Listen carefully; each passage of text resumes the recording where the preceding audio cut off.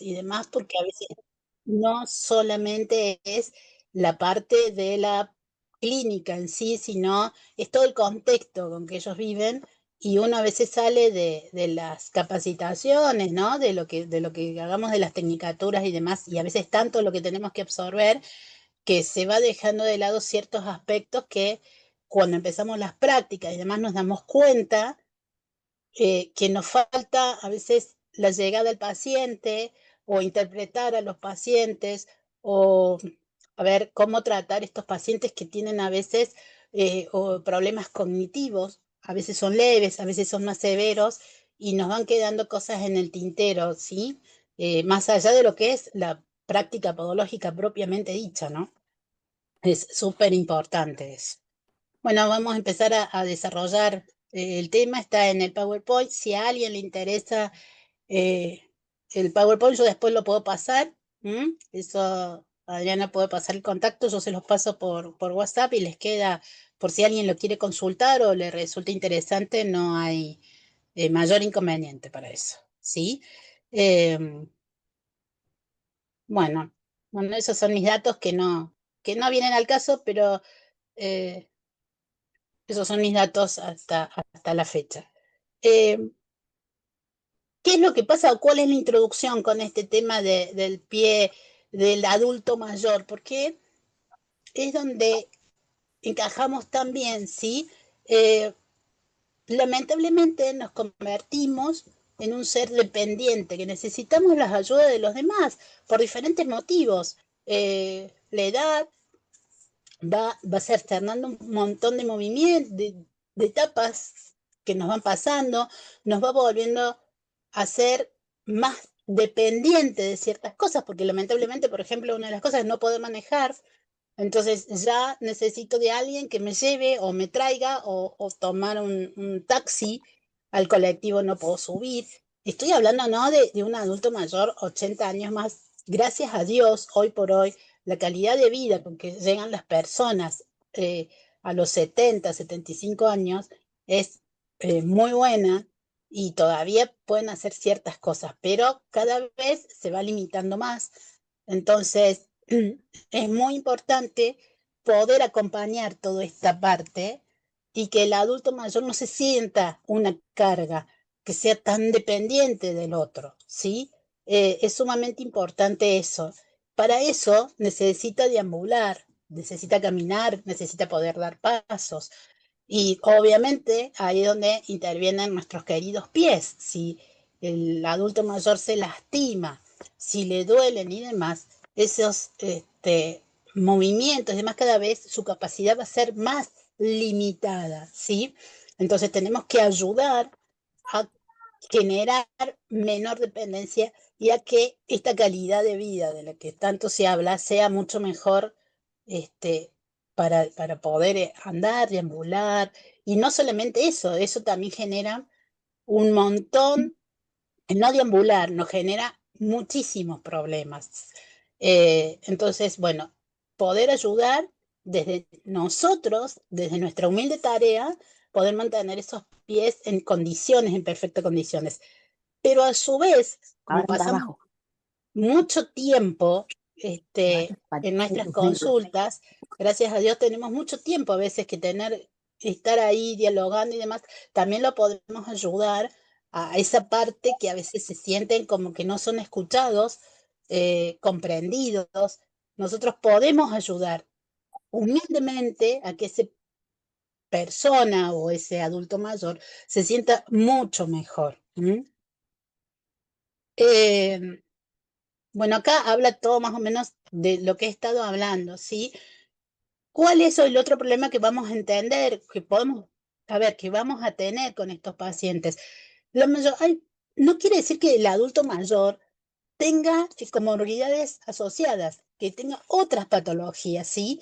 Pero el mismo paso de los años, al llegar a los 90 años, más allá que tengamos un adulto mayor de que no tenga diabetes, de que no tenga problemas cardíacos, de que llegue en excelente estado. Me pasa que hay muchos pacientes que tengo, no toman, la verdad que no toman casi ningún fármaco, es, tienen una calidad de vida muy buena, no tienen ninguna otra patología como diabetes, problemas vasculares o cardíacos, son mínimos los problemas que tienen, pero obviamente que todo ese enlentecimiento metabólico que nos va pasando a través de los años y cuando llegamos a tener 85, 90 años, todo se hace más lento. La regeneración celular, los metabolismos, está todo más lento, no solamente el andar de la persona, está,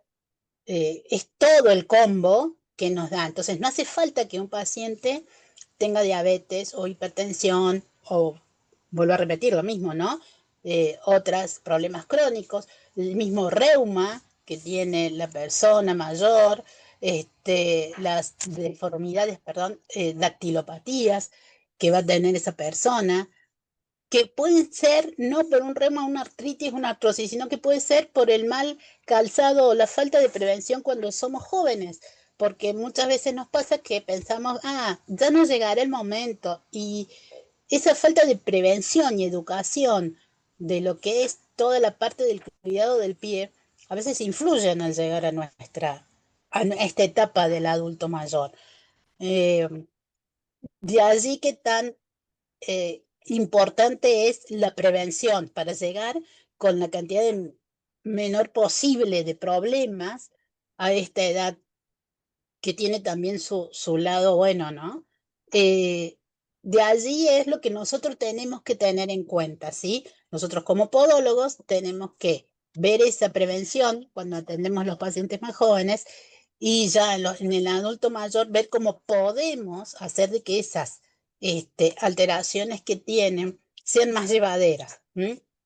Cómo poder solucionar. Muchas veces son problemas que únicamente una cirugía, pero debido a la edad y las otras complicaciones que tienen los pacientes, no se puede llegar a una cirugía o no es conveniente. Se pone el médico, el doctor pone en balanza cuáles son los costos y beneficios, y por ahí son muchos más los costos que los beneficios. Entonces también ahí sí entramos, por ejemplo, en una luz valgo o en un dedo en garra, entramos como podólogos de poder aminorar un poco todas las molestias que le causen su andar, ¿sí? El consejo del calzado, bueno, ya lo vamos a ver en el desarrollo. ¿M? ¿Qué nos dice la Organización Mundial de la Salud cuando una persona pasa a ser adulto mayor? ¿Desde qué edad? Eh, Se dice que a partir de los 60 años, 60, 65 años, depende en qué país, si el país tiene una alta capacidad económica y demás, es a partir de los 65 años. Los países subdesarrollados se ingresa a los 60, se lo considera un adulto mayor, ¿sí? Eh, por todas las complicaciones y por todo el estilo de vida que va a llevar a tener esa persona a esa edad, ¿sí? Acá yo puse un dato que es del año 2023, que la expectativa de vida en la Argentina es de 77 años aproximadamente, ¿sí? Eso hace que en esa época, en el 2023, había un porcentaje del 11,97% de adultos mayores con esa edad. Eh, Cada vez se está logrando de que se llegue a una mejor calidad de vida, ¿sí? Hoy por hoy, vuelvo a repetir, tenemos personas de 75, 80 años con una calidad de vida muy buena, que uno a veces dice, pero tenés, no, no parecen, no parecen. Una de las cosas que sí me lleva la experiencia y la práctica y me asombra un poco, que a veces entre consulta y consulta, que a veces son de 2 meses, 2 meses y medio, el deterioro de esa persona a partir de los 80 años a veces es muy brusco. Me pasa de que en una atención estaban perfectamente bien y en la otra era como otra persona, había envejecido todos esos años, su pie me daba el reflejo de que no estaba igual, la parte dérmica no era la misma, la parte unguial también, tenía algunas rarísimas, o sea, complicaciones que en la otra consulta no la había tenido. Entonces todo eso a veces es chocante porque uno ve el paciente que lo viene tratando de hace muchos años y cumplió sus 80, 82, por decir una edad, y es muy grande el cambio que noto entre una sesión y otra. ¿Mm? Eh, ¿Cuál es el rol nuestro de lo que es el podólogo? ¿Sí? Que en realidad no varía con respecto a los otros grupos etarios. El rol nuestro siempre va a ser el mismo, ¿sí? Que es el promover la salud, el prevenir, que es lo que estaba hablando antes, ¿sí? Y realizar los tratamientos para que ese paciente pueda deambular de la forma más correcta, ¿sí? Los objetivos primordiales, y más ahora en este grupo etario, es mantener esa dignidad que es la persona, que es lo que un poquito lo que hablaba antes, no sentirse una carga, sin querer muchas veces por la vida cotidiana que uno lleva y, y demás, cuesta muchísimo eh, brindarles calidad de tiempo. Yo a veces no digo cantidad, porque uno puede estar a lo mejor 3 o 4 horas y estar con el telefonito o viendo una película y no escuchando lo que nos puede transmitir ese adulto mayor o restando la importancia a lo que ellos nos están diciendo. Entonces, es sumamente importante que ese tiempito que uno puede estar eh, que sea todo para esa persona. En nuestro caso, todo para ser escuchado para ese paciente. Si está un poquito perdido, bueno, sigámosle la corriente, no pasa nada, no le no lo contradijimos con que, ay, no, me dijo que era, no sé, día martes, no, no, hoy es miércoles, no, no, bueno, vos querés pensar que es martes, está todo bien, sigamos con eso. ¿Qué voy a lograr yo con esto? Que quiero desarrollar un poco esta parte de la parte de comunicación que tenemos, para poder atenderlo más tranquilamente el paciente. Eh, los pacientes, los adultos mayores, los abuelos, eh, muchas veces cuando queremos abordarle el pie, están como muy ansiosos, se mueven muchísimo. Entonces nosotros es muy importante que generemos la confianza para trabajarlo, ¿m? Dejando de lado qué patología podológica tenga. Entonces, eh, tenemos que lograr transmitir tranquilidad, la empatía. Entonces, ¿qué mejor poder escucharlos a ellos? Y ellos que se sientan con nosotros sumamente tranquilos con esto, ¿sí? Eh, bueno, lo que estábamos hablando recién, que ya lo he estado hablando, limitar, o sea, ayudar a que esa persona siga con su deambulación. Obviamente que va a tener, a veces están acompañados de un andador o de un trípode, ¿sí? Entonces, tener todo eso, pero lo mismo, ah, que se acompañe de todos estos elementos para seguir con la deambulación. Es sumamente importante todo eso, ¿sí? Eso tenemos que pensarlo siempre al tratar. ¿M?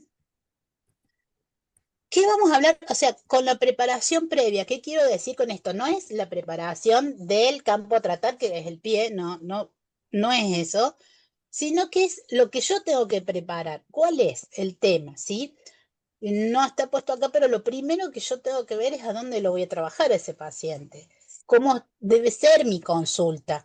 Es importantísimo que tengamos eh, en lo posible un sillón hidráulico donde uno lo pueda bajar y subir, ¿sí? Para que ese paciente, muchas veces, si es muy bajito, le va a costar pararse. Si es muy alto, yo tengo que buscar un accesorio, si es una camilla, un accesorio, un escaloncito para que el paciente pase del escaloncito a la camilla. De ver si viene con sillas de rueda o no. Yo tengo que tener preparado también los espacios para eso, para que pueda pasar una silla de rueda. Si estoy en una casa que tiene un escaloncito, bueno, tratar de hacer una rampita o inventar una rampita que uno pueda poner y sacar. Son cosas que tenemos que tener en cuenta cuando trabajamos con adultos mayores, porque como su deambulación es disminuida, a veces es todo un tema que les cuesta eh, dar ese subir ese escalón que para nosotros no sería problema, ¿sí? La evaluación del riesgo.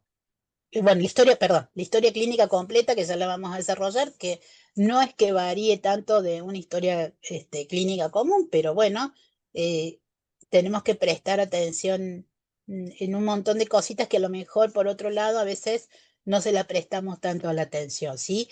La evaluación del riesgo de ese paciente. Y bueno, y lo de siempre, ¿no? La higiene y la seguridad que tenemos que tener en nuestras consultas, en nuestra manera de trabajar, la bioseguridad para nosotros y para el paciente. Es sumamente importante eso. ¿M? Entonces, yo, por ejemplo, ahora nunca trabajé mucho en geriátricos, salvo que mis pacientes fueran internados, ¿no es cierto?, en las residencias geriátricas. Y la verdad que siempre le esquivé porque la manera a veces que de trabajar en la parte de las residencias geriátricas muchas veces nos ponen, nos limitan que tenemos que ser rápido o no quieren pagar lo que nosotros, consultas muy bajas que no nos sirven para cubrir los costos. Em, entonces, por lo general, eh, nunca me gustaba trabajar en las residencias, ahora lo estoy haciendo en tres que son del mismo dueño acá en Córdoba, pero yo pasé un presupuesto y me aceptaron y me dan un lugar.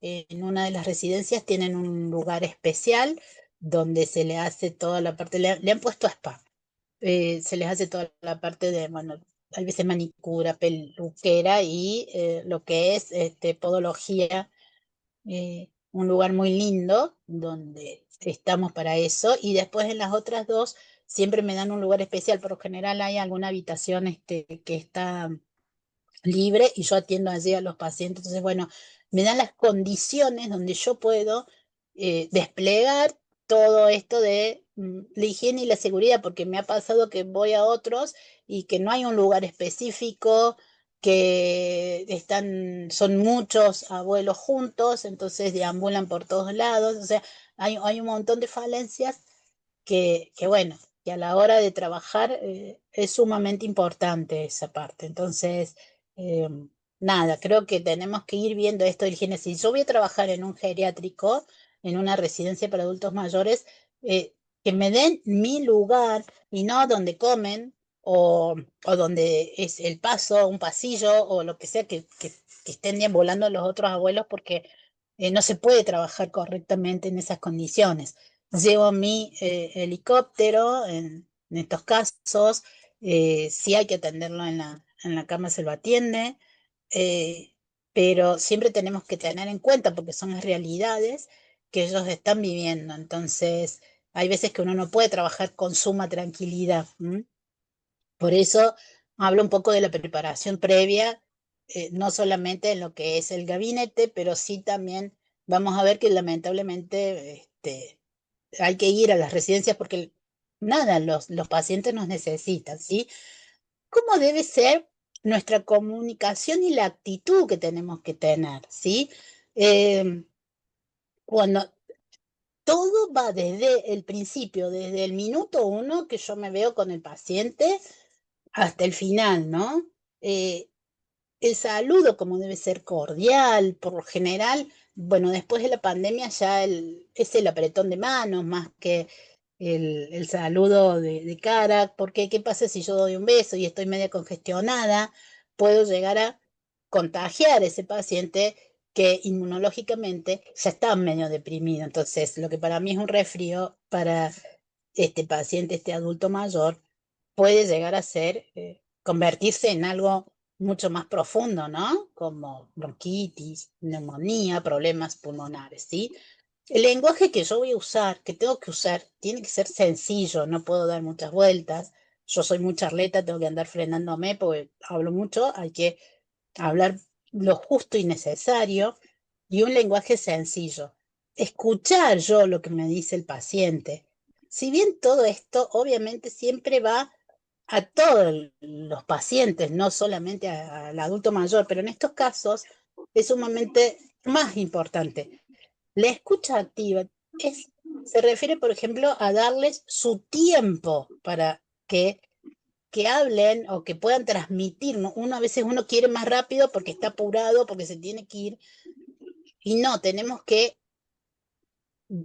esperar lo que el paciente nos quiere decir. Muchas veces cuando han tenido ACV o algo y es complicado entender lo que nos dicen. Entonces, tomarnos ese tiempo para ver, por ejemplo, para que me pueda transmitir, por ejemplo, qué siente en su pie, qué es lo que le está molestando. Entonces, siempre tengamos en cuenta todos estos pequeños tips, si se lo puede llevar, ¿sí? La empatía que tenemos que tener con el paciente y el respeto esto a su autonomía.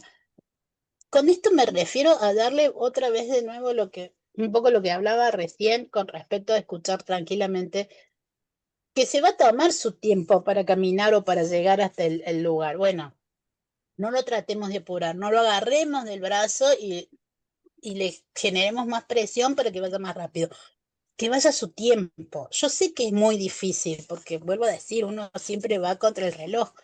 Y acá es donde tenemos el reloj lo vamos a tener que dejarlo de lado, no hay manera, ¿sí?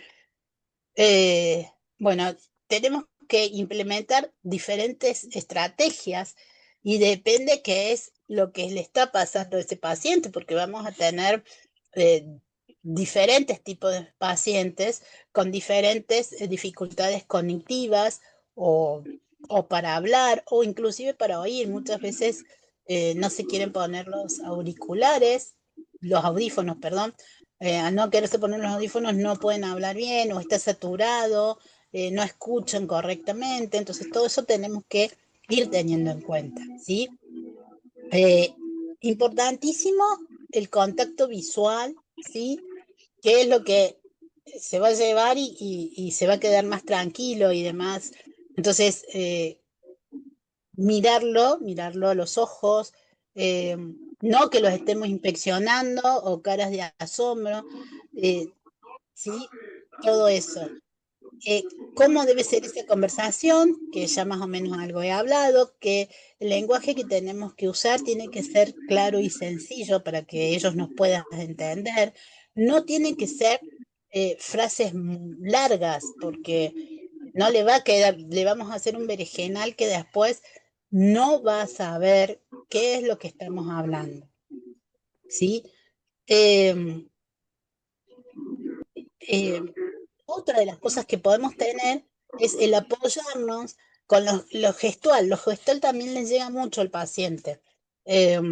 Entonces, los movimientos que hacemos con las manos o, o explicarle qué es lo que vamos a hacer, mostrándole más o menos qué es lo que vamos a hacer para que el paciente se quede tranquilo, ¿sí? Acuérdense que también en algún momento podemos llegar a utilizar elementos cortopunzantes como es el bisturí, entonces yo necesito que ese paciente tenga confianza en mí para yo poder trabajar tranquilo, porque si no, de él me va a mover el pie y yo voy a estar con un bisturí y bueno, pasan accidentes que no queremos que pasen. Bien, bueno, mostrar empatía.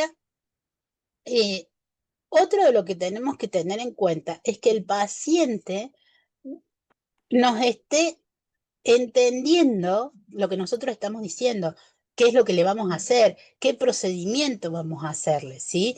Entonces, que ellos nos repitan a nosotros, obviamente con sus palabras y en su tiempo, qué es lo que estamos para hacer. Por ejemplo, cortar una uña o hacer un resecado de una queratosis, una hiperkeratosis, que él nos diga con sus palabras a ver si así podemos captar nosotros si entendió o no entendió lo que nosotros estamos por hacer. Todo esto es para lograr de que ese paciente esté tranquilo y nosotros podamos abordarlo tranquilamente, ¿sí? Si es necesario se puede, eh, que si quiere que se lo expliquemos de nuevo, ¿sí? Bueno, y entonces al final, cuando entregamos las instrucciones, siempre que sean por escrito, cosa de que le quede ya sea al cuidador o al paciente, siempre por escrito. Pero ya lo vamos a hacer. Bueno, cómo debe ser después del cierre de comunicación, ya lo vamos a hablar. Esto ya lo dijimos también, bueno, todo esto, yo todo lo puse acá para que el que quiera le quede, ¿m? Pero todo esto es para tener en cuenta, ¿sí?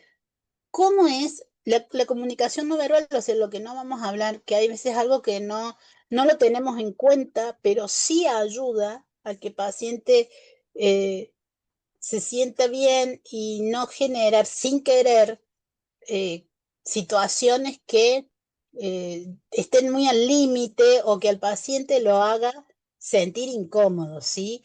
Eh, Siempre tenemos que tratar de hablar a los ojos y estar sentados, ¿sí?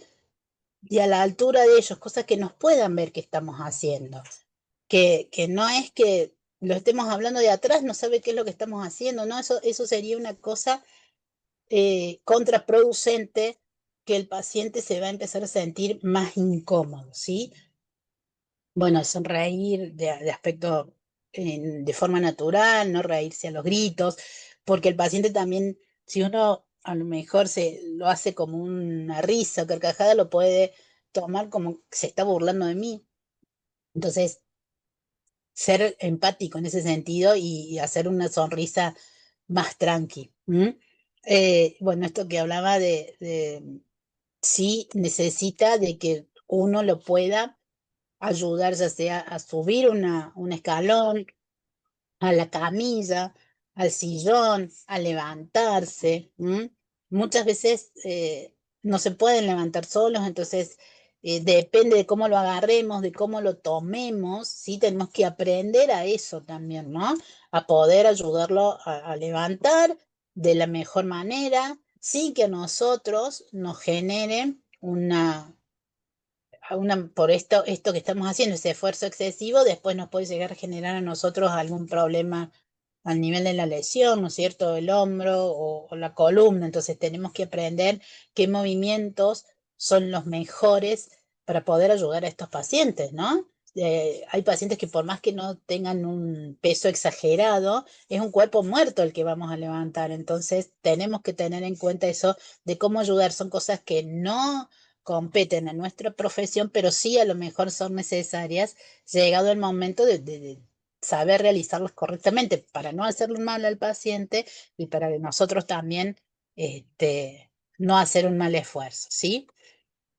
Bueno, la escucha activa, que se trata esto de que eh, escucharlo, sí, y algo que no dije antes es que es el parafrasear, o sea, si el paciente me dice algo, yo volverlo a repetir con mis palabras para que él se dé cuenta que sí lo entendí, que sí lo escuché y que le estoy prestando atención.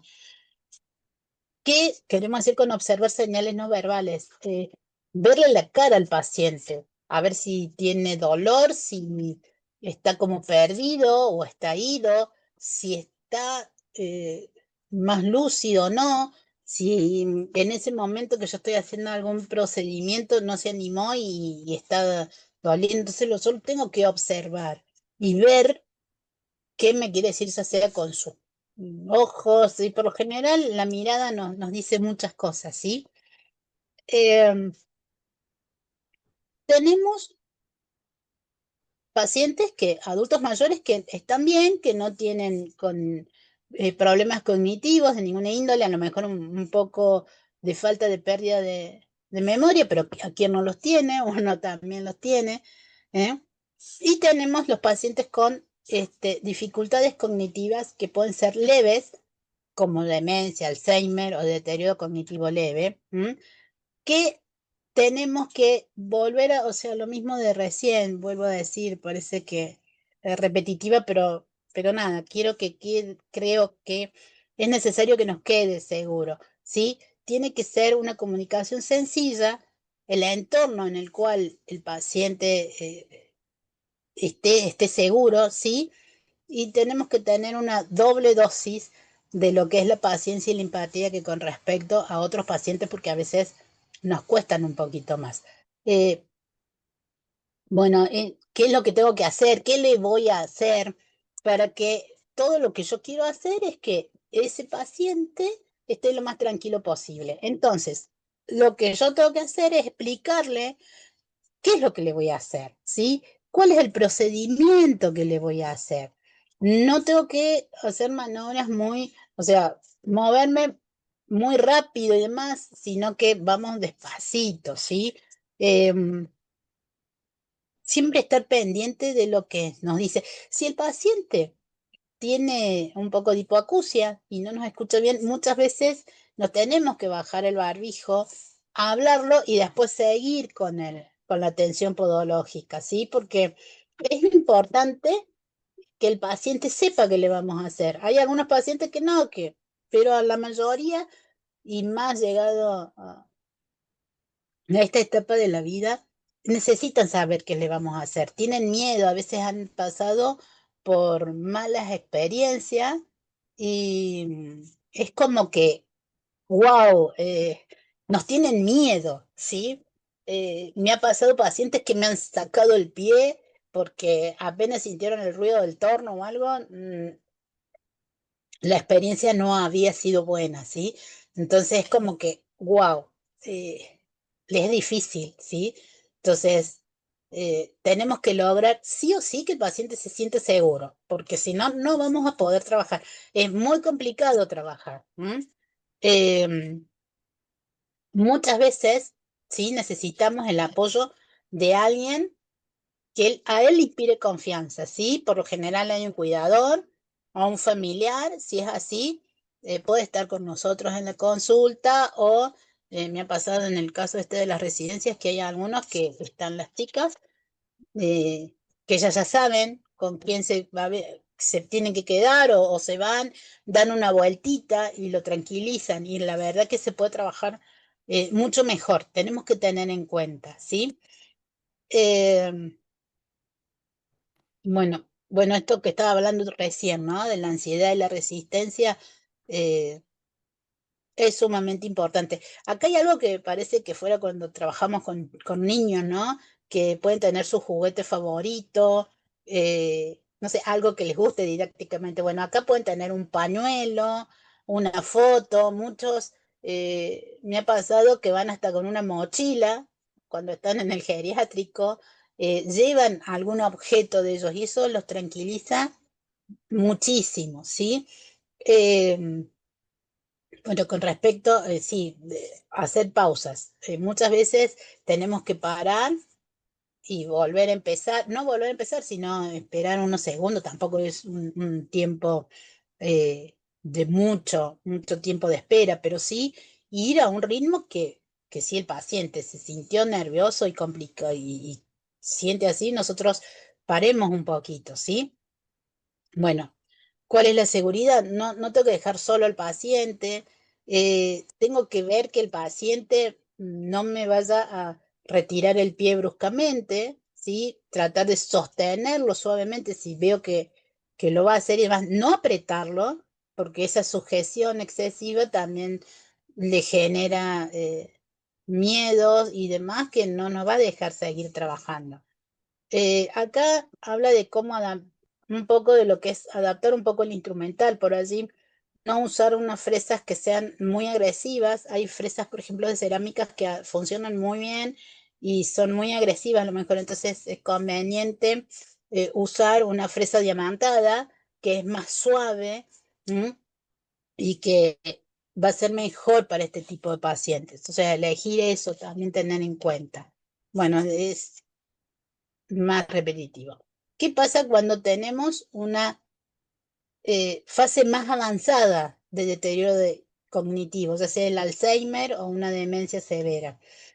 Eh, Tenemos que enfocar mucho en lo que es el cuidado de la seguridad, ¿sí? ¿Por qué? Porque la paciencia de estos pacientes es muy limitada y la tolerancia al tratamiento es baja. ¿Sí? Básicamente es parecido a todo lo que hemos estado hablando hasta recién, pero acá el cuidador tiene que estar presente constantemente, ¿sí? No, cuando ya tenemos un paciente con esta problemática tan severa y tan avanzada, sí o sí necesitamos que el cuidador esté presente para poder estar tranquilo esa persona. Lamentablemente hay muchos pacientes con Alzheimer que son muy agresivos. ¿M? Entonces, sí o sí, siempre hay alguien que los calma un poco, que les baja un poco los decibeles. Entonces, es importantísimo que el cuidador esté presente para que él se sienta seguro y cómodo. Muchas veces, eh, este tipo de pacientes, si tenemos algún problema severo, alguna podopatía, alguna patología severa, muchas veces a lo mejor es conveniente tratarlo en varias sesiones, en 2 o 3 sesiones y no hacerlo todo de una sola vez. Si ese paciente se cansa o algo, mm, sí, entonces tengo que ahí yo también ver qué es lo más importante para prevenir el riesgo de una infección.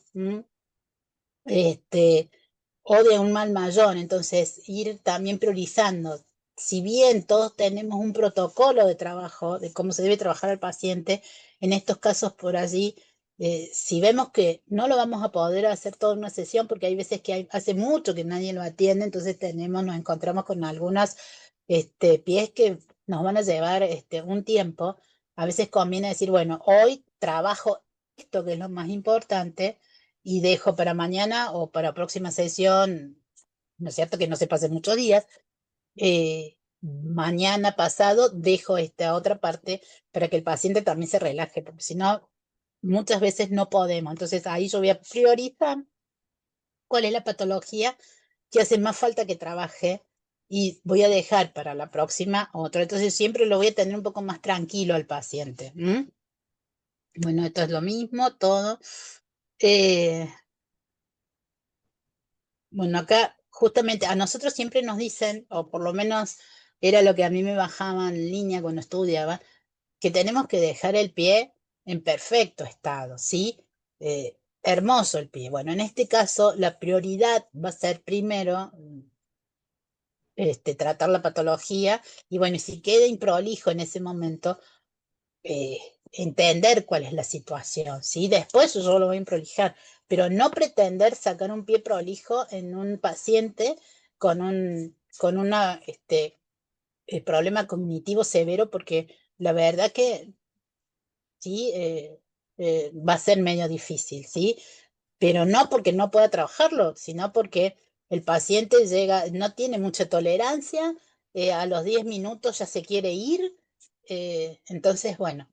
Eso es lo que tengo que tener en cuenta. Yo nunca me voy a olvidar, estaba haciendo las prácticas, nos iban a hacer prácticas a geriátrico y atendí una paciente que estaba postrada. Bueno, salí como, no sé, como 10 veces a apagar la pava porque la señora estaba esperando al hijo a merendar y había dejado la pava puesta en el fuego y no se dejaba trabajar, entonces tenía onicausis, onicogrifosis, bastantes. Bueno, salí, y me llevó un montón de tiempo, me acuerdo, fueron uno de mis primeros trabajos y tuve que ir a apagar la pava varias veces. Yo salía de la habitación, estaba 2 segundos afuera y volvía a entrar y lograba que la señora se tranquilizaba. Entonces tenemos que tener diferentes tácticas para todo esto. ¿Mm? Bien. La historia clínica podológica, ¿es diferente a las otras? No, sigue siendo, acá ya pasó esto. Eh, ¿Es diferente a las otras? No, es la misma historia clínica que llevamos para los otros pacientes, lo vamos a llevar con este tipo de pacientes, ¿sí? Con los adultos mayores. Eh, ¿Qué es lo que voy a tener más en cuenta yo acá? Bueno, a ver cuál enfermedad de base tiene, si tiene diabetes, si tiene problemas vasculares, si tiene problemas cardíacos, reumatológicos, artritis, todo eso. Obviamente que me voy a encontrar con un cuadro a veces con más complicaciones que en otros pacientes, en otro grupo etario, ¿sí?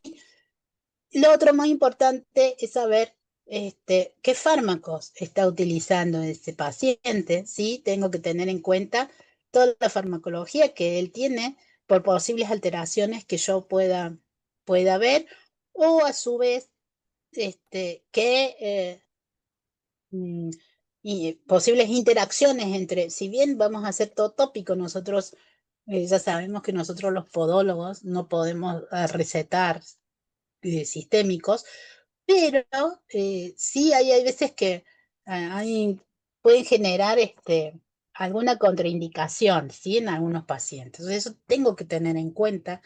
En cuenta también tengo que tener de que es una piel muy sensible. Entonces, ver qué voy a utilizar yo para hacer alguna curación o para indicar en el caso de alguna dermatopatía que yo pueda tener. Otra de las cosas que yo voy a tener en cuenta de esta historia clínica es si necesita de alguna ayuda externa para deambular, porque eso me va a decir a mí cómo va a alterar su punto de apoyo, ¿sí? Muchas veces pasa de que no se les enseña bien a los pacientes de cómo utilizar, por ejemplo, un trípode o de cómo apoyarse, entonces genera más sobrecarga de la que tiene que generar en el otro miembro, y hay veces que vemos que está más afectado, ¿sí? Que podemos tener elomas o hiperkeratosis en la zona plantar por ese hiperapoyo que está teniendo el paciente. Está haciendo generar que ese pie, que el pie sano esté pisando mal, puede estar pisando más en valgo. Entonces, tenemos que tener en cuenta esto para después estudiarlo bien al paciente y poder dar un buen tratamiento, ¿no? Eh, Tengo que tener los registros de, de todos los tratamientos, bueno, los exámenes exploratorios que eh, tengo que hacer en todos los pacientes, pero con ellos más todavía. ¿Qué tengo que tener en cuenta? ¿Cómo deben estar esos pulsos? ¿Sí? El pulso pedio por lo general no se siente y no es tan patológico, pero ya es un retrotibial y si llego a un popliteo, yo tengo que sentir bien ese pulso, ¿sí? Porque si no, acuérdense que siempre somos un agente de prevención, entonces es sumamente importante si ese paciente, si bien están cuidados y demás, pero muchas veces hace mucho que no vuelven al médico y ya pasó un tiempo de que lo vio un vascular o algo, entonces puede haber un problema de que se ha pasado por alto o se ha agudizado. Entonces, nunca perdamos eso del control preventivo que podemos hacer con este tipo de pacientes, ¿sí? Eh, Muchas veces pasa que en las residencias tampoco se tienen en cuenta un montón de cosas, entonces eh, está bueno poder ayudar, ¿sí? A veces que los cuidadores o los chicos que se encargan de los abuelos tienen mucho paciente y demás, o son problemas que llevan su tiempo y no pueden dedicar esos 30 minutos, no, 30 minutos es o 10 minutos más al paciente. Entonces, bueno, nosotros podemos ayudar en esta parte de lo que es el miembro inferior, ¿sí? Nunca dejemos de pensar en ello. Entonces, es muy importante hacer todos los exámenes exploratorios y la observación tiene que ser siempre, ¿sí? Bueno, indicaciones, evolución, la evaluación inicial, ¿no? La inspección, palpación, sensibilidad, el estado de las uñas y piel.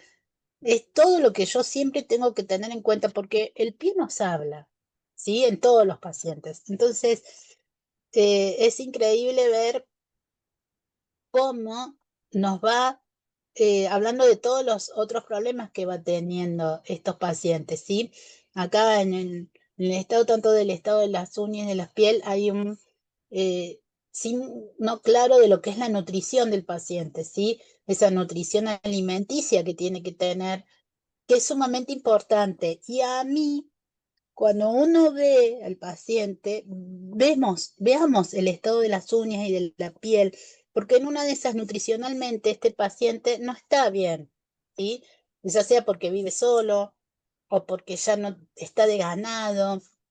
Entonces, si yo tengo la oportunidad de poder ayudar a este paciente desde ese punto de vista, vamos, no somos nutricionistas, pero sí podemos indicar este, que hay algo que no está funcionando, que nutricionalmente este paciente no está bien, dejando de lado las comorbilidades asociadas que puede tener, ¿no?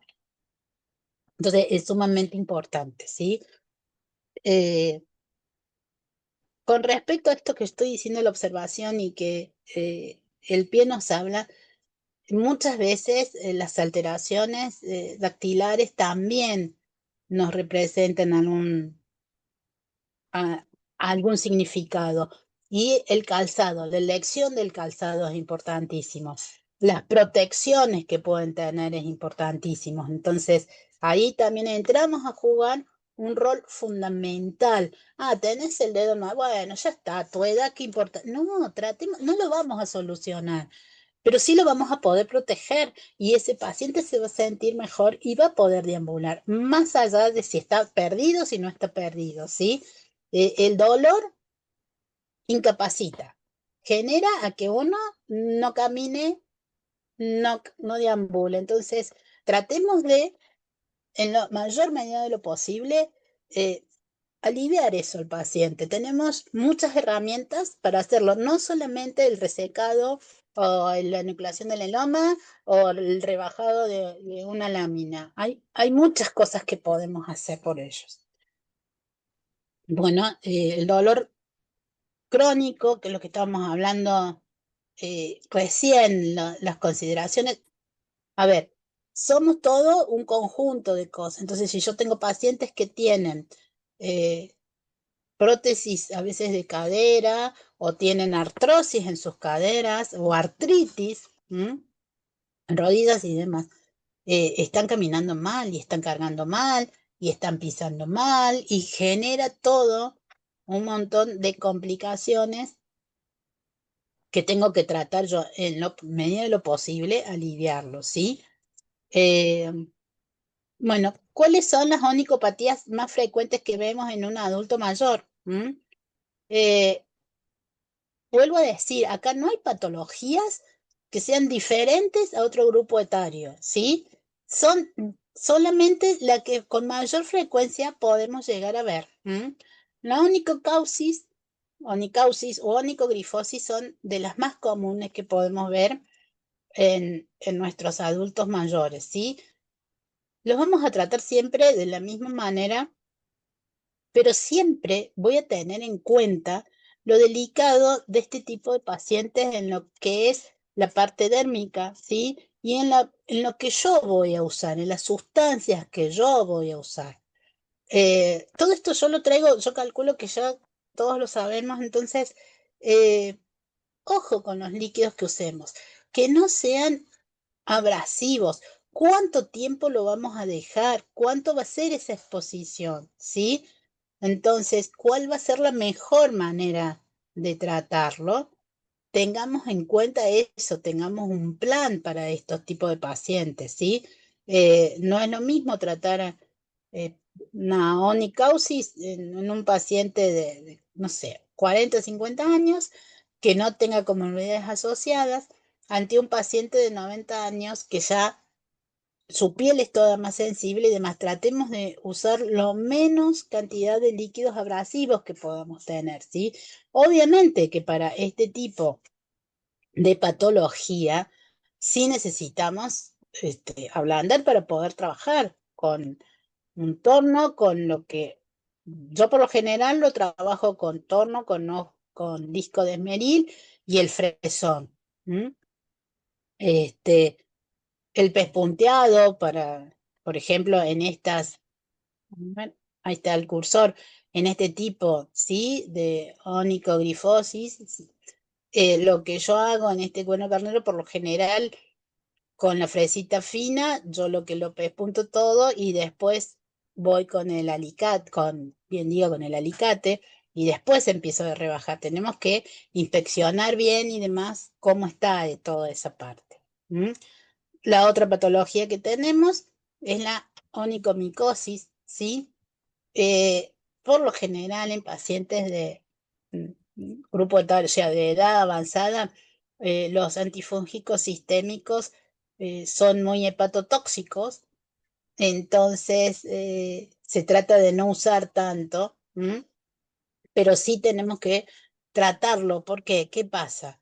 Si no tratamos la infección, puede llegar a ocasionar un mal mayor. Sí o sí hay que tratar todo tipo de este tipo de infecciones para poder mantener la salud de nuestros pacientes.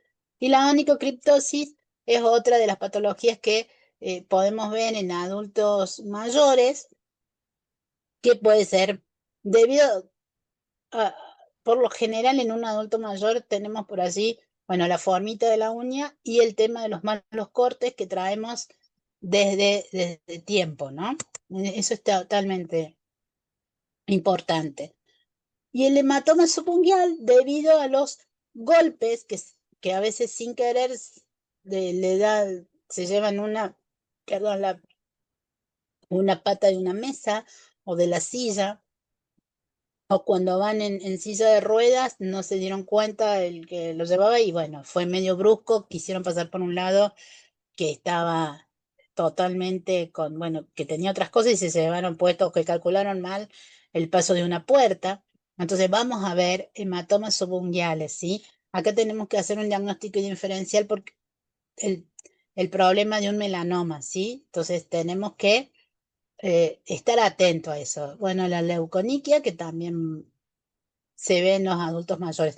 Estas son todas onicopatías más predominante en el adulto mayor, ¿sí? Bueno, y la exoptosis unguial, que ya todos sabemos qué es. ¿Cuál es la conclusión hasta acá de lo que es una onicopatía? Que yo tengo que prestar muchísimo eh, interés en lo que es el cambio de coloración de la uña. Tengo que saber discernir qué es lo que estoy viendo. En el caso de una onicomicosis, poder indicar, saber cuál es el microorganismo causante, ¿sí? Para poder yo dar un buen tratamiento, porque yo puedo tener millones. Entonces, lo mejor, que eso también es en todos, es hacer el cultivo para poder yo diferenciar. Si yo al paciente, obviamente, voy a tener onicomicosis a veces muy crónica, de años, porque el paciente no se adhería a los tratamientos, porque cambiaba y demás, y llegamos a una edad avanzada con eso que es una cronicidad y que han probado cualquier tipo de tratamiento, cualquier cantidad, los han dejado de lado y ese microorganismo cada vez se ha hecho más resistente. Entonces es muy difícil encontrar el tratamiento indicado y que dé resultado, ¿no? Eso tenemos que tener en cuenta siempre. Eh, dermopatías, ¿sí? Una de las dermopatías que podemos ver, que es la atrofia de la almohadilla plantar. ¿Por qué? Porque el tejido adiposo se va perdiendo con la edad, se van muriendo, no hay regeneración de esas células adiposas, de los adipocitos, y hacen que las cabezas de los metatarsianos estén muy expuestas. Muchas veces el paciente se nos queja del dolor, que es como si tuviera hojas, muy punzante, y cuando vemos esa almohadilla plantar casi es inexistente y están sumamente expuestas las cabezas metatarsales. Acompañadas de queratosis, hiperkeratosis, que todavía uno, cuando entramos a debridar, vemos que, wow, ¿sí? Por lo general se da en los puntos de apoyo, ¿sí? En el quinto o el primero. Los elomas, que podemos encontrar también en lomas duros, vasculares, neurovasculares y el apical.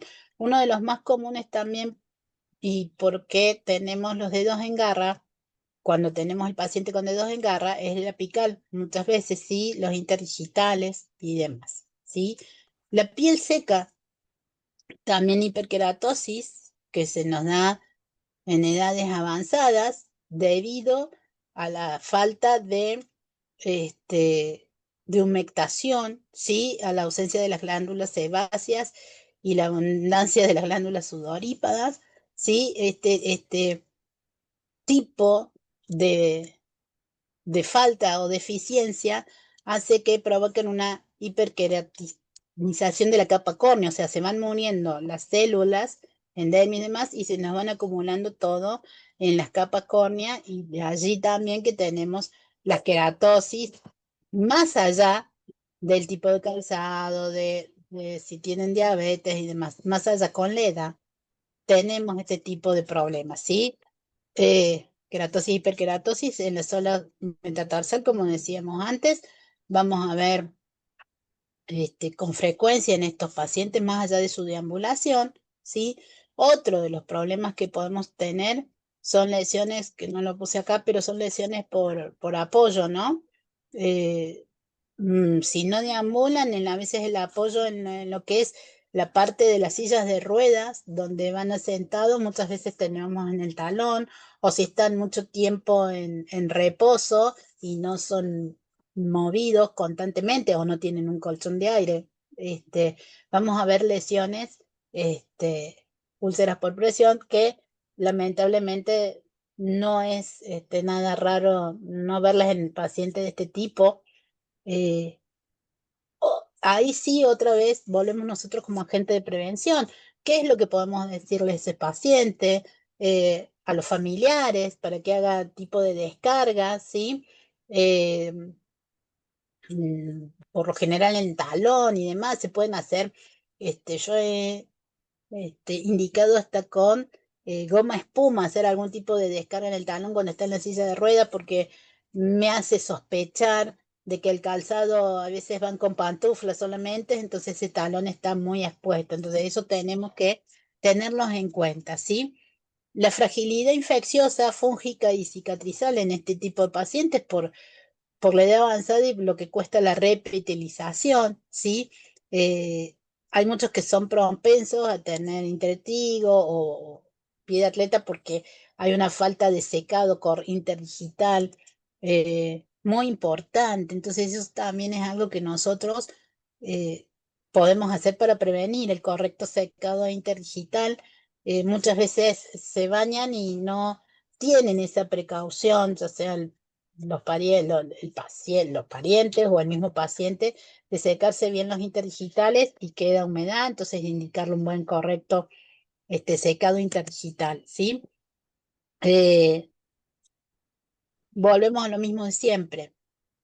Aunque no podamos detener ese avance de la edad y los problemas que trae, sí podemos hacer la prevención. Entonces, llegar a ese estado a esta edad en muchas mejores condiciones, ¿sí? A la edad que lleguemos, lo que nosotros tenemos que priorizar es la calidad de vida. ¿M?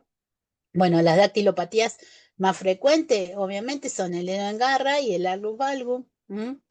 Y los dedos superpuestos, porque ese algus valgus, cuando ya está muy avanzado, el segundo se superpone con respecto al primero, está supraducto, entonces vamos a tener los famosos queratosis o elomitas dorsales, e inclusive las bursitis en hallux. Eh, Nosotros allí, como podólogos, sí podemos indicar eh, los protectores, ¿sí? Obviamente que la mayoría de estos problemas, la solución es quirúrgica, pero hay veces que, por ejemplo, también con una silicona podemos llegar, aparte de proteger, hacer que ese dedo baje un poco más y tenga una mejor pisada del paciente, ¿sí? Eh, bueno, esto es lo mismo siempre. Ahí tenemos que hacer mucho hincapié en lo que es las órtesis, que podemos indicarle los protectores y el tipo de órtesis protectores que podemos indicarle al paciente, y a su vez el calzado a utilizar. Es muy importante para mejorar todo esto, ¿no? Bueno, las órtesis en geriatría van desde las órtesis plantares hasta los protectores digitales, hasta las ortonixias. Tenemos un amplio espectro, como todo. Eh, sí tenemos que tener en cuenta el material a utilizar y las indicaciones a darle a ese paciente, porque por ejemplo, una órtesis de gel polímero, gel de silicona, hay que indicarle al paciente que no lo puede tener todo el día, porque eso va a causar maceración en sus dedos y todo lo demás, que es algo que no queremos que pase en estos pacientes. Y su piel delicada es un combo que realmente puede ser contraproducente. Entonces tenemos que indicarle a ese paciente cómo usar esas órtesis, cuándo y los cuidados que debe tener. ¿Mm? Bueno, estos son tipos diferentes de órtesis, de gel de silicona, de gel polímero, hay un separador, ¿sí? Son todos métodos que nos podemos valer según el paciente y demás. Y la de silicona, que esto sería una de las mejores porque uno le puede hacer a medida al paciente. Las otras son estándares, ¿sí? Pero las de silicona, que uno las puede trabajar y demás, como la de herbitas, está muy bueno porque son personalizadas, ¿sí? Bien. ¿Cómo debe ser el calzado que le tenemos que recomendar? Si bien volvemos a las líneas generales de que no es solamente, no es que sea exclusivo del paciente, del adulto mayor, pero sí tenemos que tener en cuenta más cosas que en otro grupo etario, que obviamente con la menor cantidad de costuras posibles, que sean flexibles, pero que a su vez también nos contenga bien el pie, que la capellada sea alta, que el zapunta no comprima, que bueno, ligero, fáciles de poner y cerrar, es algo que por ahí no lo tenemos en cuenta y está bueno porque, a ver, cuando es complejo en el sentido de que tiene que ser fáciles para poner y cerrar. Y me tiene que sujetar bien el pie. El pie tiene que estar sujeto. Yo no puedo sentir que me baile el pie porque va a perder estabilidad más allá de los otros problemas que pueda tener el paciente, ¿sí? La suela debe ser una suela gruesa, bien aislante, que a su vez sea amortiguada, que me permite una buena amortiguación en ese pie. Eh, y la estabilidad, bueno, como me venía diciendo recién, la plantilla tiene que ser muy suave. Hoy por hoy no sé por qué, pero los calzados están viniendo con unas plantillas que son muy rígidas. Entonces, en ese caso podemos recomendar al paciente siempre el uso de alguna plantilla, siempre sin arco, en el caso de que no tenga mayores problemas en sus puntos de apoyo. Si ya tiene problemas en el punto de apoyo, lo ideal es una plantilla hecha a medida con un estudio baroparométrico y los materiales correctos, ¿sí? Entonces, si nosotros tenemos un ortopedista de confianza, estaría bueno poder mandarlos para que lo hagan, porque necesitamos que tenga una muy buena amortiguación y que esos puntos de apoyo estén compensados debidamente. El talón tiene que ser ancho para asegurar la estabilidad y acá yo puse eh, algún tipo de calzado que nos pueda servir, ¿no? Ojo con la parte del contrafuerte. Yo he visto muchos calzados que están relativamente bien en lo que es la parte de suela, de plantilla y la parte también de las telas y la sujeción, pero tienen el problema de que el talón no tiene una buena sujeción, no está, son muy blanditos, se van para todos lados. Ojo con eso a la hora de elegir el calzado para estos adultos. Bueno, acá también siguen otros con estos son de cuero, con cámara de aire. Bueno, hay muchos, ¿sí? Lo ideal que sería que todos lo podamos hacer el calzado hecho a medida, porque ya llegado a esta edad tenemos un montón de alteraciones que estaría bueno que cada uno se hiciera un calzado apropiado y de acuerdo a su pie, que sería lo mejor. Que la tela permita, que el material que esté hecho permita la respiración de la piel, ¿sí? En el verano, que permita que ese pie pueda transpirar, que no acumule tanto calor, ¿eh? Y eso sería ideal, que en el invierno obviamente nos mantenga la temperatura, sin indicarles al paciente el uso de medias de algodón, que por favor no, no anden sin medias. Es muy difícil porque son que no, que si hace calor, bueno, la media de algodón nos absorbe esa humedad que tiene propia del pie, entonces también nos va a ayudar a sentirnos bien. Eh, bueno, ¿cuáles serían las conclusiones? ¿Sí? Recomendar el control podológico, estar alerta ante pequeños signos de infección, de úlcera, como hablaba recién y demás, para derivar, en el caso de ser necesario, no dejemos pasar tiempo. Si a uno ve alguna complicación, y ya sé que es porque recién estamos empezando y demás, no dudemos en consultar a alguien con mayor experiencia o derivar al médico en ese caso. No lo dudemos porque todo esto demora, eh, es muy problemática. ¿Por qué? Porque si yo tengo un paciente vascular que tiene una infección o un paciente diabético, el paciente con una enfermedad arterial, eh, la llegada del antibiótico por esa vía es muy lenta. Entonces, eh, tarda más y esa infección va a seguir. O en un paciente diabético, las complicaciones son sumamente eh, riesgosas. Entonces, ante la duda, ante cualquier, si nosotros ya lo llevamos visto varias sesiones y vemos que hay algo raro que antes no tenía, no lo dudemos en derivar o en consultar con colegas de mayor experiencia o incluso con un profesional médico. Lo ideal siempre es tener a alguien conocido, ¿sí? Porque es importantísimo el ganar tiempo, no esperar. Acá el tiempo perdido se paga caro muchas veces, lamentablemente.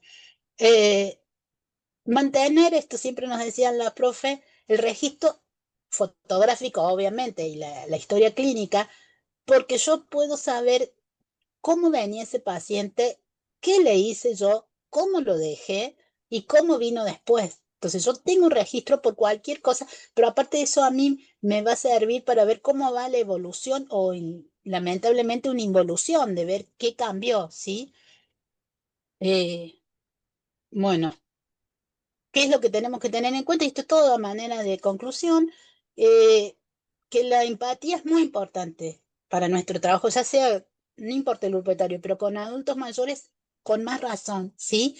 El no andar acelerado, el estar calmado, el explicar lo que le vamos a hacer, el tampoco sobrecargarlo de información, ¿no? Explicarle, pero sí irle explicando qué es lo que vamos a hacer. La experiencia nos va llevando saber hasta dónde voy a llegar con cada paciente. Hay pacientes que quieren saber todo lo que le estoy poniendo y hay otros que la verdad les da lo mismo. Entonces, eh, explicar hasta dónde, el límite que nos ponga el paciente. Eso no lo vamos a conseguir al año de habernos recibido o empezar con esta hermosa profesión. Eso nos va a dar los años, pero sí lo tengamos en cuenta y la práctica nos va a llevar a todo esto, ¿sí? Y el hablar con calma, y es muy importante para ellos saber qué le estamos haciendo. El no saber a todos nos preocupa. ¿M? Bueno, acá termina. Gracias por la atención. Espero que de algo haya servido la charla esta. Para mí es, nada, es todo un desafío. Y pensemos que vamos a llegar en algún momento a ser un adulto mayor, ¿eh? Y esas personas, merecen todo el respeto, ¿sí?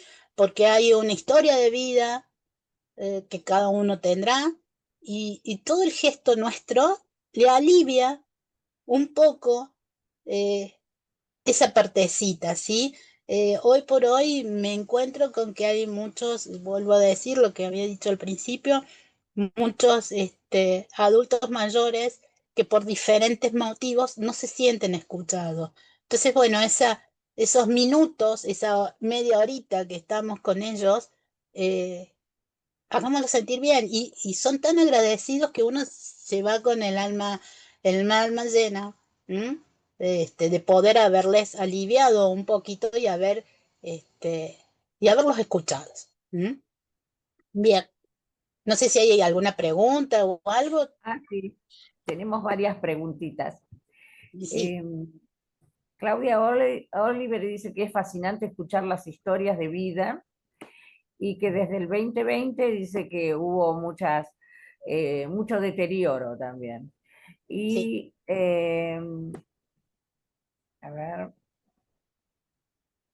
muchos te dicen felicitaciones y, eh, bueno, a ver,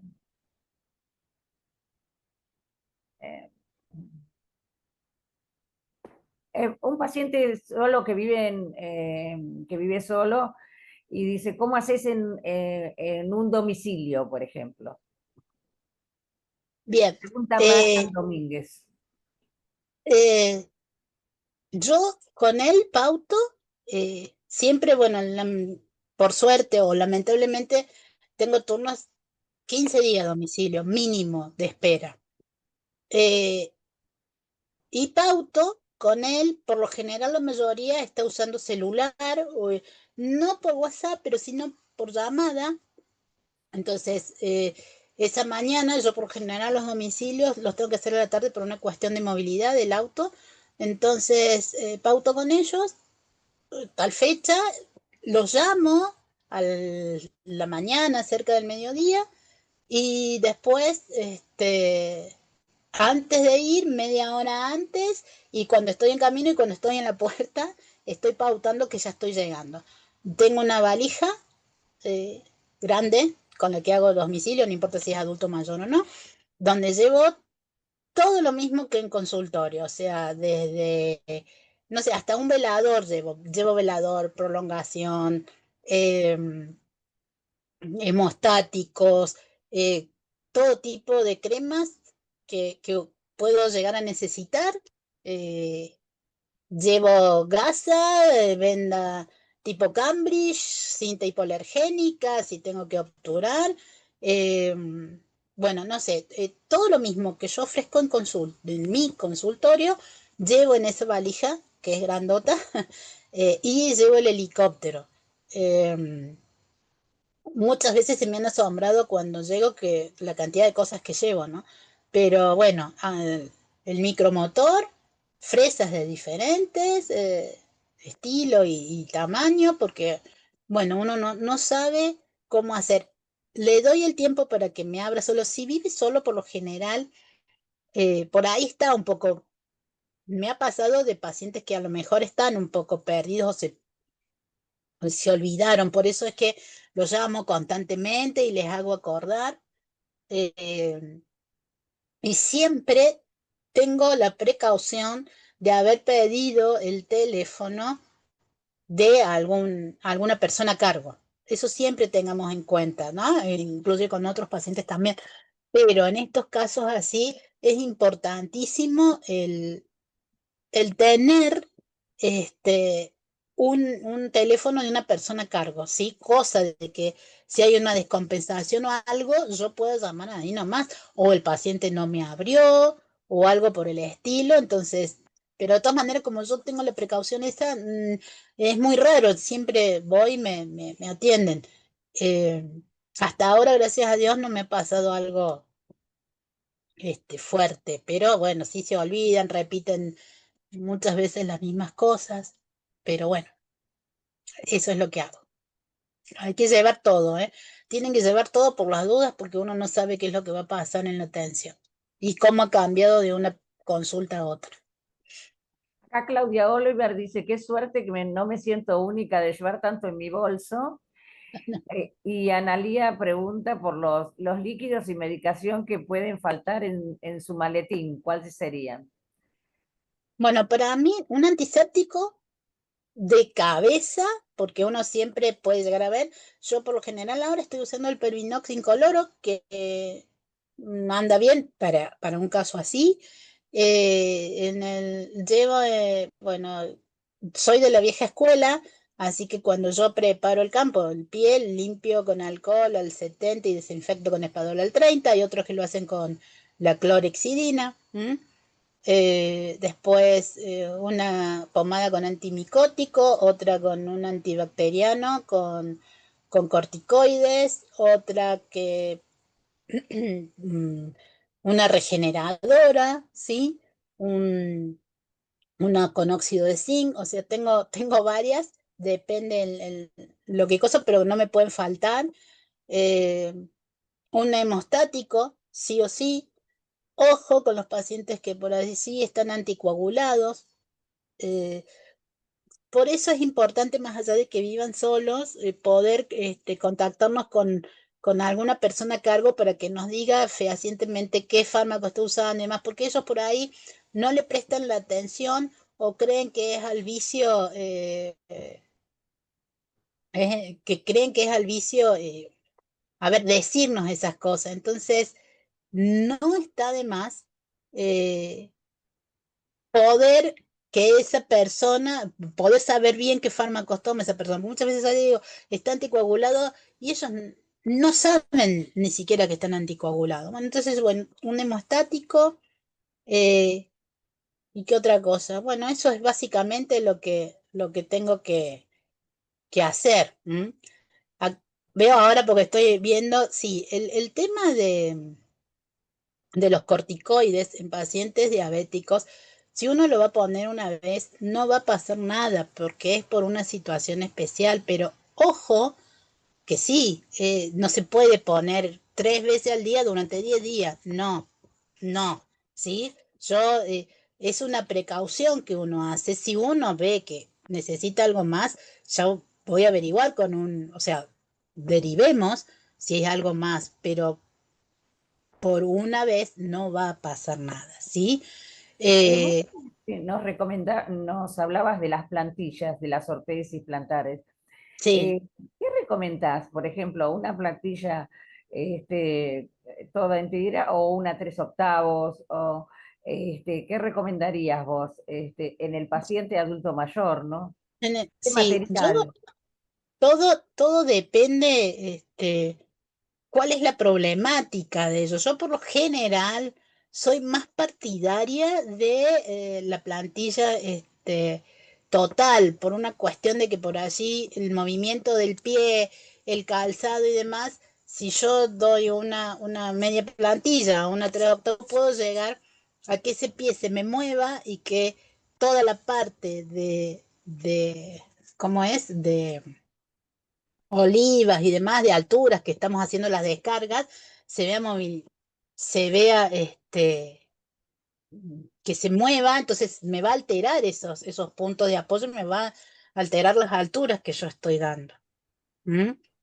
Yo la verdad, yo no hago plantillas, yo derivo, no, si bien manejo la parte de un poco, no soy, hay chicos que están haciendo las licenciaturas en biomecánicas y realmente están aprendiendo un montón y me saco el sombrero porque realmente eh, vamos por buen camino. eh, para hacer una plantilla tenemos que saber eso, pero yo personalmente voy por la plantilla total, por una cuestión esa de que no, para que no se me mueva, ¿no? ¿Y qué hacéis vos, por ejemplo, para citarlos, por ejemplo, a los pacientes? Porque a veces los adultos mayores, si tienen un poquito de Alzheimer, como decías, etcétera, se olvidan de nuestra cita.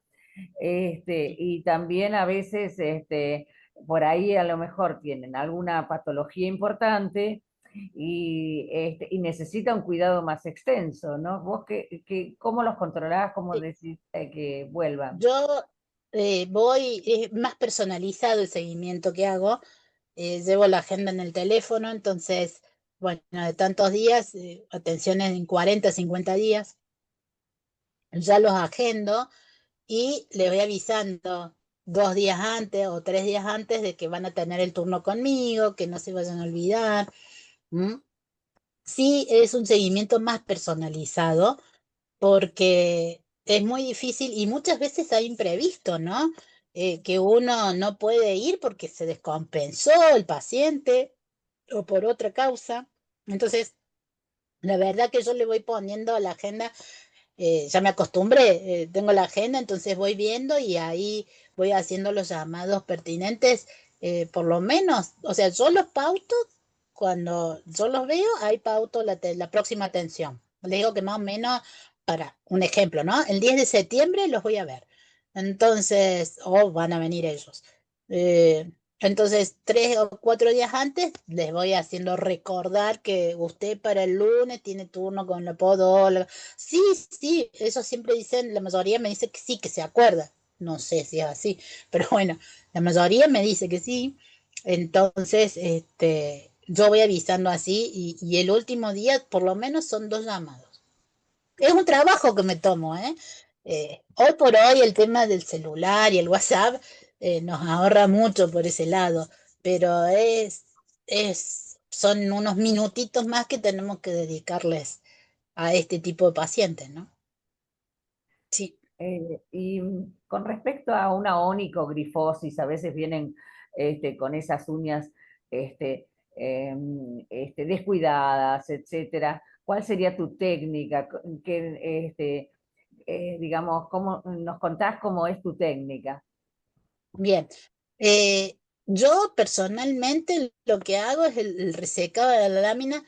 eh, Voy humecto con un ablandador, lo dejo actuar un tiempo y después, si es mucho, como veíamos recién esa onicoglifosis, que el cuerno carnero, eh, que yo puedo ver bien hasta dónde va la uña, voy con la fresita más chiquitita que tengo, haciendo pequeños puntitos, como si fueran la hoja del cuaderno, y después con el alicate recto procedo a cortar eso, saco ese pedazo, digamos, de lámina y termino de rebajar lo que queda con el torno. Por allí, en algunos pacientes, he puesto, he hecho que vayan 2 días y lo he tratado con urea, ¿no? Para que eso se ablande un poco, para poder trabajarlo, pero por lo general la evito, no, no es mi mejor técnica hacer algo con químicos. Yo prefiero la otra, ¿sí? Eso es en el caso de ser muy exagerada. Ya después las otras, hay veces que de una sola sesión no la rebajo completamente. Tomo 2 sesiones, a los 7 días lo cito de nuevo y lo vuelvo a trabajar, porque por lo general han estado, para que se deforme este tipo de uña, por vergüenza muchas veces, lamentablemente pasa que no van a la consulta en forma temprana y pasa su tiempo hasta que ya se las lastima y les da cosa, entonces bueno, ahí deciden recurrir a nuestra consulta y ha pasado mucho tiempo, entonces por lo general ya en estados muy avanzados lo que hago es hacerlo, citarlo, este, por lo general va de una semana a la otra, pero bueno, hay veces que a lo mejor puede ser antes, pero no, por lo general van y ahí recién, y sí después les indico, eh, ¿cómo puedo hacer? Porque esto también es una falta de humectación, como le pasa a la piel. Yo lo que les indico es el cepillado con un cepillo de cerda suave, ¿sí? Con jabón neutro. Y a su vez la aplicación de aceite de almendra con pequeños masajes, con pequeños. Y eso yo voy a lograr una humectación a esta lámina que a la larga del proceso va a quedar lo mayor, parecido a una lámina normal. Muchas veces no logramos que sea tan, pero no, pero vamos a evitar todo este otro problema. Esos son los pasos que yo hago. ¿Mm?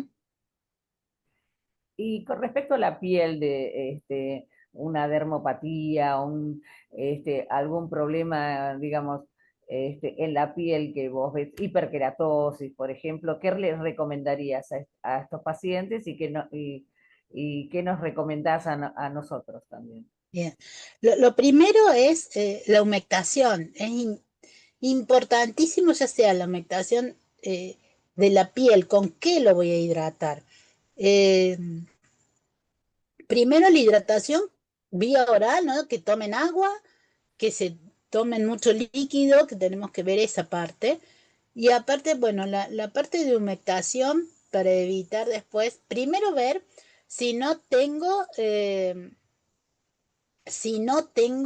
problemas de punto de apoyo, ¿no? Estudiarlo al paciente, porque si yo no le saco los puntos de apoyo, las queratosis, las hiperkeratosis van a seguir sucediendo, más allá de que la deambulación sea poca o que el calzado que esté usando sea estrecho, por ejemplo, que podemos tener keratosis, hiperkeratosis en los laterales. Entonces, bueno, lo primero es el control del calzado correcto, después, obviamente, las técnicas de resecado y por último, una buena humectación. Yo, por lo general, ahora para humectar estoy usando cremas con vitamina A, vitamina E y en algunos casos con urea al 10 o al 20%, que ya vienen incluidas, que están en el mercado. Eh, Hay diferentes tipos de crema. ¿Cuál es uno de los problemas que nos vamos a encontrar? Y es el poder adquisitivo del paciente. ¿Mm?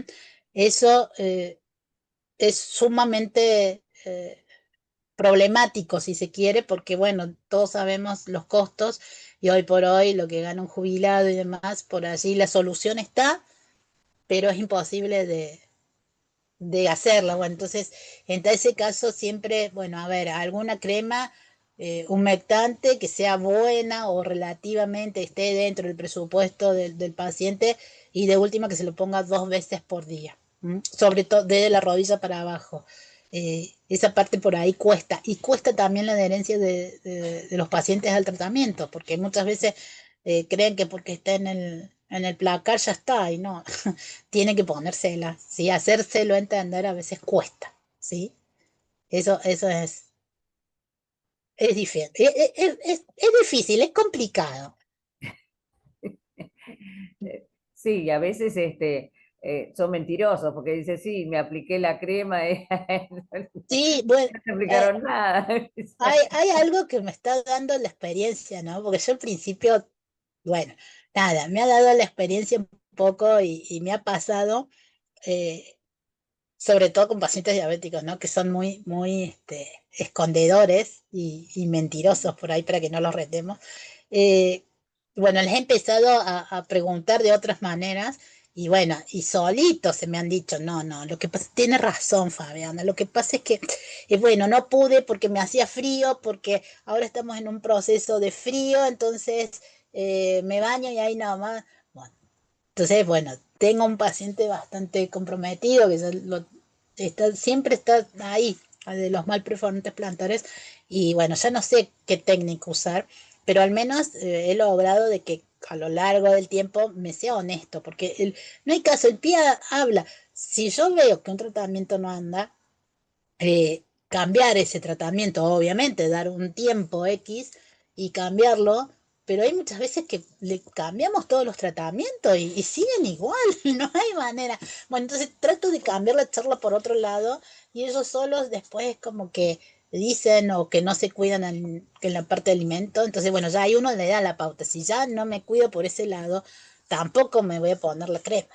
Entonces, bueno, hay un montón de cositas que uno va aprendiendo a lo largo de esto. Me pasó cuando estaba en el hospital que un paciente me decía que no, que los médicos le habían dicho, no sé, por decir una cosa, que se los pusiera día por medio.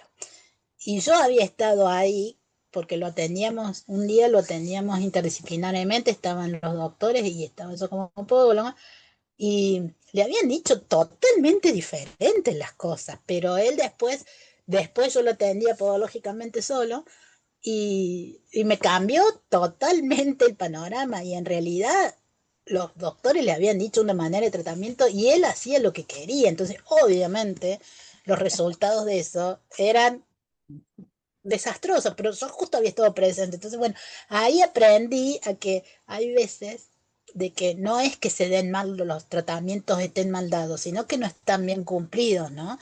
Entonces, bueno, empezar a indagar un poquito más por ese lado.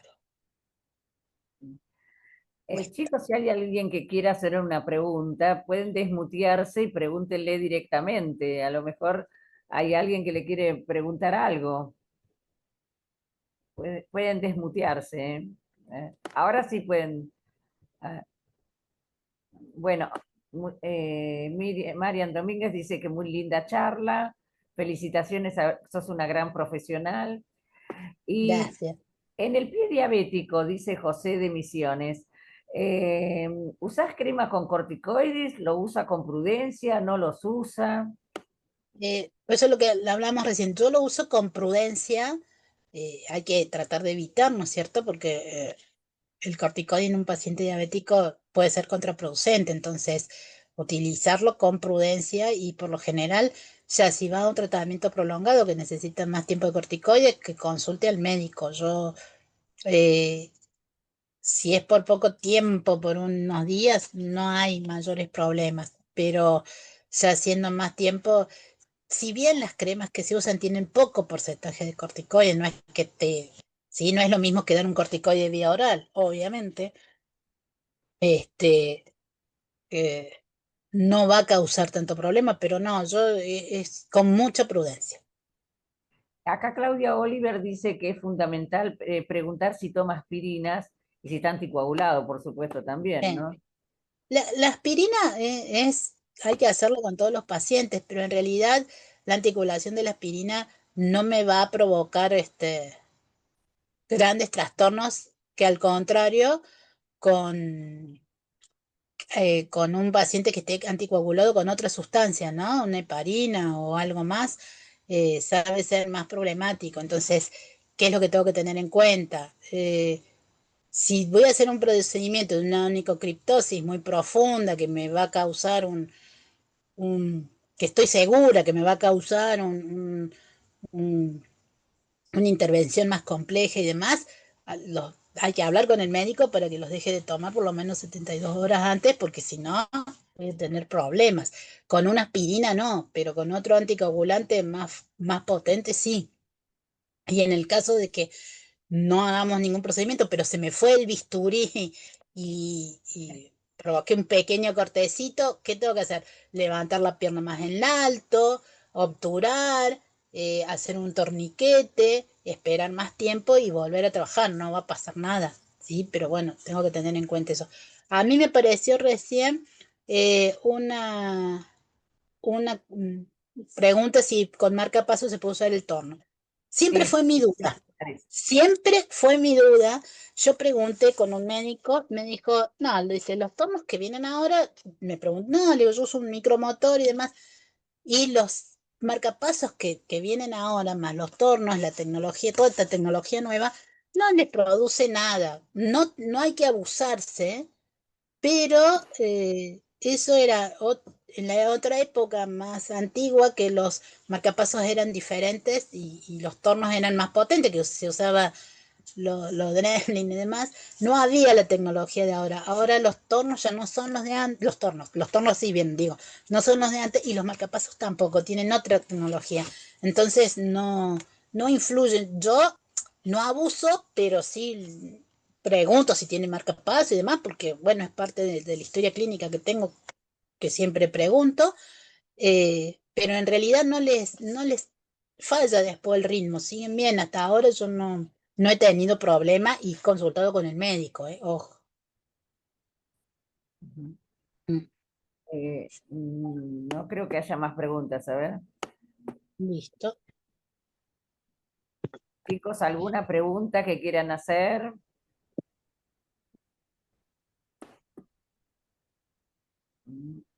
Dice Alicia Romano, psicología y paciencia van de la mano con los pacientes mayores, pero también es importante la adherencia y el compromiso del paciente.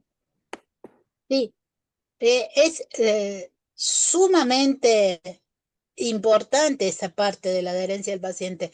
Y vuelvo a decir, a ver, los dos extremos de la vida son iguales, tanto los niños como el adulto, con lo contraproducente de que el adulto mayor sabe cómo manejarnos también, porque por la experiencia de vida que tiene, son demandantes, caprichosos y saben muy bien cómo comportarse. Entonces tienen ese adicional que los niños no tienen, que son más inocentes porque no tienen esta experiencia de lo largo de la vida. Entonces por ahí son muy manipuladores también. Eh, es difícil, es difícil, no es fácil, pero sí, son más manipuladores y demás, entonces muchas veces porfían y reporfían que han hecho el tratamiento y el pie nos salta que no hay, que no tenemos, ¿sí? Esos. A ver, dice Irma Quiroga, ¿qué tipos de hemostáticos recomendás? Bien. Yo uso mucho el fosforito con el fosforito, sabía usar el fosforito y ahora la almohadillita que tiene escalpelo. Ese también da resultado, ¿sí?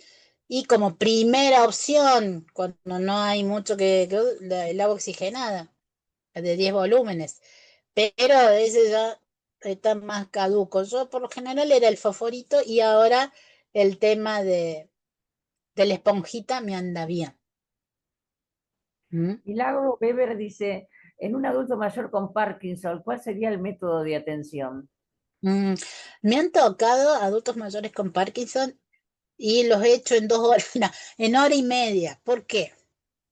Porque mueve mucho Sí, el tricloroacético, están poniendo acá, sí, también se puede usar. Mueven mucho el pie. Y cuando uno lo haga, o sea, hay algunos que no mueven el pie. A mí me ha tocado personas que han tenido movimiento en el pie. Eh, Cuando se ponen nerviosos, mueven más el pie. Entonces, por lo general, tengo que esperar que pase la crisis, que se calme el paciente y vuelvo de nuevo. Puedo sujetarlo un poquito al pie para que me lo deje quieto y yo pueda realizar el procedimiento. Pero muchas veces me ha pasado, sobre todo con una señora que he tenido que esperar, que ella pobre se daba cuenta y se ponía más nerviosa y más se le movía y era imposible de trabajar, ni siquiera nada, ni pasar no, no se podía. Y bueno, me tomaba 5 minutos, 10 minutos, charlaba con ella, se calmaba y volvía. Entonces una atención de 30 minutos la hacía en 1 hora, pero no queda otra. Eh, Solamente eso, tratar de que eh, se tranquilice y eso lo va a calmar porque se ponía muy nervioso. Y eso que me decía, yo recién tomé las pastillas, dice, pero bueno, se ponía, era algo que ella no podía controlar.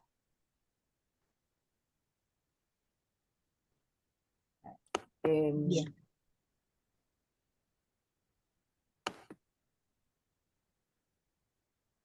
em, con respuestas neuropáticas también, dice Claudia Oliver. Mm, Eh, Gracias por la respuesta. Dice. de nada. Bueno, creo que se disiparon todas las dudas. Te agradecemos mucho tu intervención en el día de hoy y aparte Ay, sos una genia explicando y muy didáctica, la verdad. La verdad que sí. Te agradece. La verdad, Muchas, muchas un gracias. placer tenerte. Un placer, pero un placer tenerte. esos han sido los genes que me guían. Sí, La parte tal de la cual. didáctica ha sido los genes. Los Sí. genes. Bueno, chicos, Nada. Para mí ha sido un placer Bueno, y gracias por su atención a todos. y aparte Muchísimas gracias. abrazo. de la hermosa Muchas Córdoba, gracias. ¿no? Excelente, Fabi. Excelente. Nos Excelente. Nos Muchas vemos gracias. entonces Está la muy semana que bien. viene. Y no, te vamos a invitar para otra clase más, seguramente. cuando quiera. Con el doctor Pablo Palacios Wolf, con a qué calzamos y cómo calzamos. ¿Sí? Nos vemos Buenísimo. entonces la semana que Adiós. viene. Gracias. Gracias. Buenas Suerte, noches. gracias. Muchas gracias. Buenas noches. Buenas Gracias. noches.